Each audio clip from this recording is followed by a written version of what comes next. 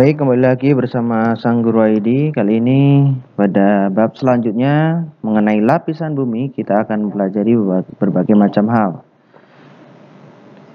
Bumi terdiri atas 3 komponen utama, yaitu komponen gas, yaitu atmosfer, komponen batuan atau litosfer, dan komponen air atau hidrosfer. Komponen lain yang ada di bumi, yang pertama ada yang bagian es itu kriosfer, dan bagian tempat berlangsungnya kehidupan itu namanya biosfer. Pertama kita akan mempelajari mengenai atmosfer. Atmosfer adalah selimut udara yang mengelilingi bola bumi. Atmosfer terdiri dari campuran gas-gas dan uap air. Komposisi gas pembentuk atmosfer ada banyak ya. Yang pertama ada nitrogen yang memiliki volume terbesar dengan simbol N2, oksigen O2 dengan volume 20,95%, argon AR 0,9, karbon dioksida CO2, neon Ne, metan CH4, helium He, hidrogen H2, xenon Xe, ozon O3. Ini adalah komposisi gas pembentuk atmosfer. Dan komponen paling besar adalah nitrogen. Untuk struktur atmosfer ini diurutkan dari yang paling bawah ke yang paling atas. Yang pertama ada troposfer, selanjutnya di atasnya ada stratosfer, selanjutnya ada mesosfer, di atasnya ada termosfer, dan paling atas ada eksosfer. Untuk lapisan atmosfer bisa digambarkan melalui gambar berikut. Ini ada bumi kita ya, di paling bawah. Di atasnya ada jarak 0 sampai 12 km. Di sini ada lapisan troposfer. Nah, di sini tempat terjadinya segala jenis peristiwa cuaca dan iklim.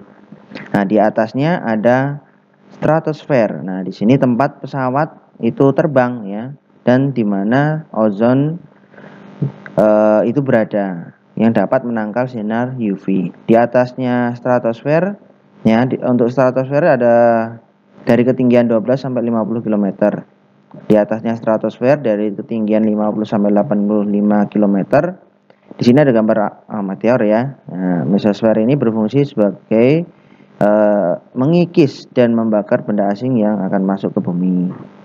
Di atasnya mesosfer ada termosfer dengan 85 sampai 500 km di atas permukaan laut. Memiliki lapisan di bawahnya sini ada memiliki lapisan ionosfer yang berfungsi sebagai penyebaran gelombang radio. Jadi di antara mesosfer dan termosfer ini ada lapisan ionosfer. Kemudian di atasnya lagi di eksosfer ya.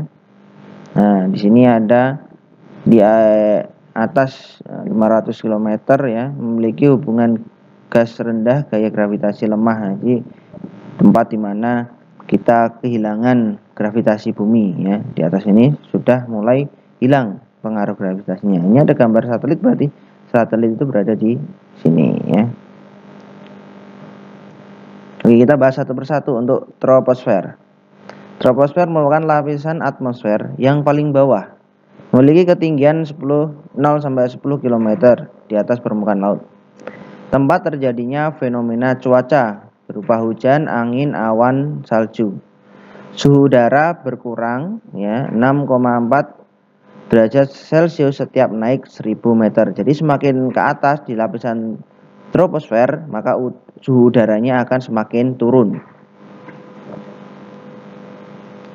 Di atasnya stratosfer ada di atasnya termosfer ada stratosfer dengan ketinggian 10 sampai 50 km di atas permukaan laut. Di sini tidak ada aktivitas cuaca. Jadi kalau pernah naik pesawat nanti di atas awan itu ya. Nah, itu merupakan lapisan stratosfer. Nah, sebagian besar terdiri atas gas ozon yang menyerap radiasi ultraviolet. Ya, kalau pesawat terbang itu di atas awan itu di lapisan stratosfer. Kemudian di atasnya stratosfer ada mesosfer dengan ketinggian 50 sampai 85 km di atas permukaan laut, menjadi lapisan pelindung bumi dari benda-benda luar angkasa. Kemudian di atasnya mesosfer ada termosfer yang merupakan lapisan panas ya. Termosfer itu berarti dia suhunya panas sekali ya. Suhu naik dengan bertambahnya ketinggian dan mencapai ribuan derajat Celcius dapat membakar meteoroid. Ya. Nah, sehingga ketika terbakar di termosfer nanti masuk ke mesosfer sudah berupa kepingan-kepingan yang nanti terkikis di lapisan mesosfer. Kemudian di eksosfer adalah merupakan batas atmosfer terluar dengan ketinggian lebih dari 500 km di atas permukaan laut. Lapisannya sangat tipis. Unsur penyusunnya adalah hidrogen. Kemudian kita akan bahas cuaca. Cuaca keadaan atmosfer di suatu tempat yang tidak luas pada saat tertentu dan biasanya tidak berlangsung lama. Jadi cuaca itu merupakan keadaan atmosfer di suatu tempat yang tidak luas pada saat tertentu dan biasanya tidak berlangsung lama.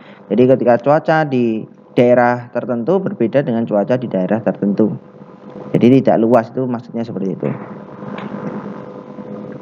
Unsur-unsur cuaca ada yang pertama suhu udara, tekanan udara, kelembapan udara, angin, curah hujan, keadaan awan, dan yang terakhir intensitas penyinaran matahari. Tekanan udara, tenaga yang bekerja untuk menggerakkan massa udara dalam setiap satuan luas wilayah tertentu.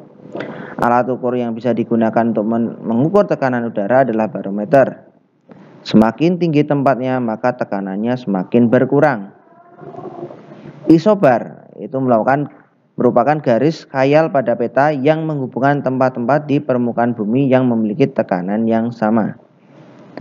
Kemudian yang terakhir kita akan bahas lapisan ozon. Tempat terdapat pada stratosfer, fungsinya menyerap sebagian besar radiasi ultraviolet yang ada di atmosfer, sehingga melindungi bumi dari radiasi matahari dan bahayanya.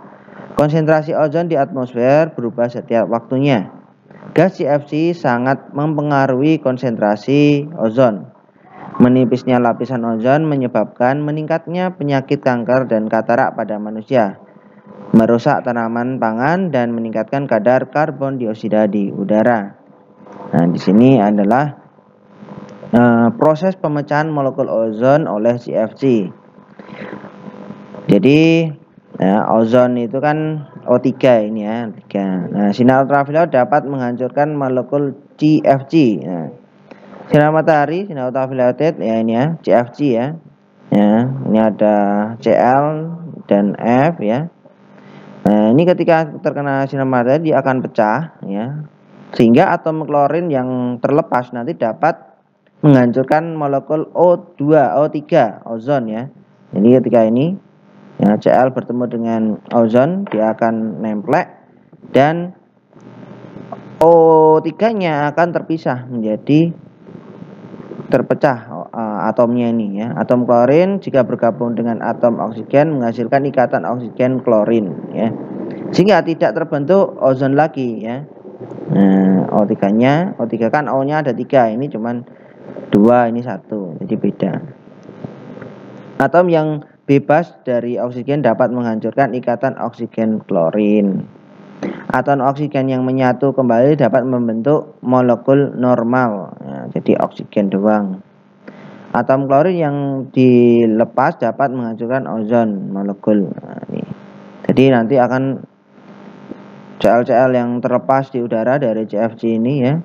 Nah, ini bisa merusak ikatan atom dari ozon yang O3 nanti terlepas karena O-nya nanti berikatan dengan Cl. Nah, begitu. Nah, di sini adalah perubahan lubang ozon dari NASA ya. Di tahun 1980 lubangnya segini ya. Di 1990 jadi segini, 2000 semakin segini, 2010 jadi seperti ini. Ya, ini pertambahannya semakin tahun akibat pencemaran lingkungan ya, bisa semakin memperburuk keadaan lapisan ozon kita. Jadi kita supaya menjaga lingkungan kita dengan tidak menggunakan produk CFC. Baik, terima kasih. Mungkin itu untuk lapisan atmosfer.